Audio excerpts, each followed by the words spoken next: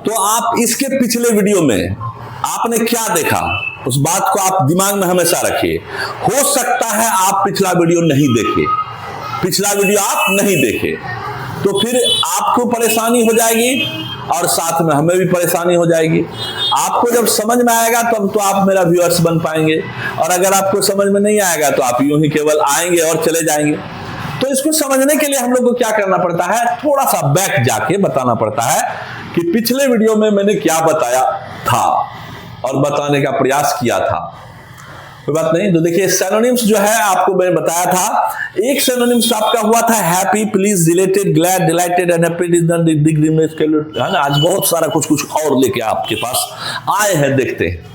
तो पहला आपको हैप्पी से हम लोग ने यूज किया था। दूसरा एक चीज और मैं आपको समझाने का प्रयास करता हूं, वर्ड्स है अनहैप्पी। आज देखिए अनहैप्पी, अब अनहैप्पी का मतलब क्या होता है उसको समझिए। अनहैप्पी मतलब क्या होता है, सभी लोग जानते हैं, दुख, गम, है ना।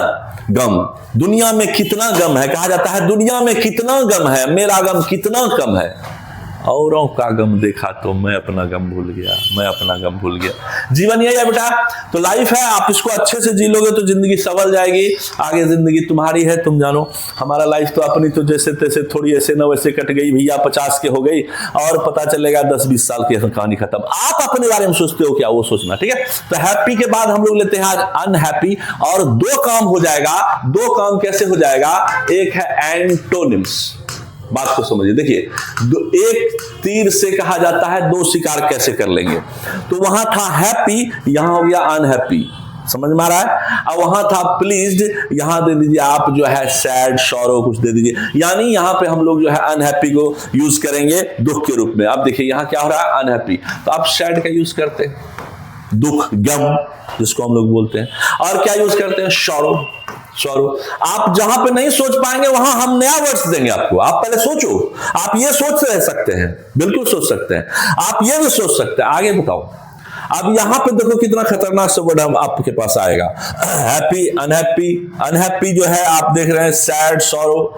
अब देखिए डिजेक्टेड, ये वर्ड शायद आपके लिए हार्ड हो गया और नया हो गया, मैं वादा करता हूं आपके लिए नया वर्ड है, आप मानो या ना मानो सच्चाई है ना। तो डिजेक्टेड, फिर क्या है, डिप्रेस्ड।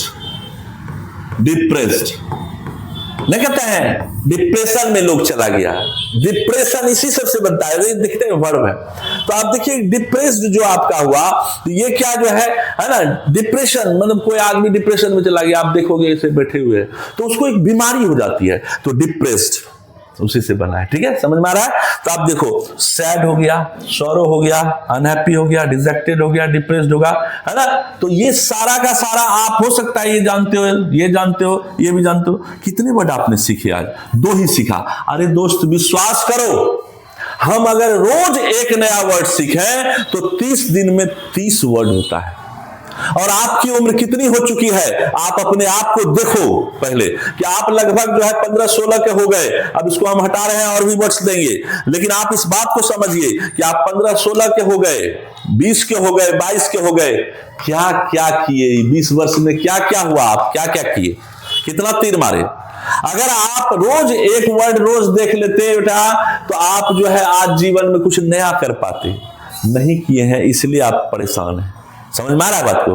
तो आज से आप तैयार हो जाइए। कहा जाता है कि उठ जाग मुसाफिर भोर भई अब रैन कहां तू सोबत है, जो सोबत है सो खोवत है भैया, जो जागत है सो पावत है। तो जगना होगा, मेहनत करना होगा, अंदर में ज्वालामुखी फटता है, वैसा सोचो, तब तुम आगे बढ़ोगे, ठीक है। कहा जाता है, हम महसूस किया एक चीज कि सावन का महीना हो और देवघर का रास्ता हो, ऐसे समझिए, सावन का महीना हो और देवघर का रास्ता हो, इसलिए याद दिलाते हैं क्योंकि अभी जस्ट सावन समाप्त हुआ है, भादो अभी चल रहा है। भादो में भी लोग देवघर जाते हैं, लेकिन सावन का महीना हो और देवघर का रास्ता हो तो क्या बात हो।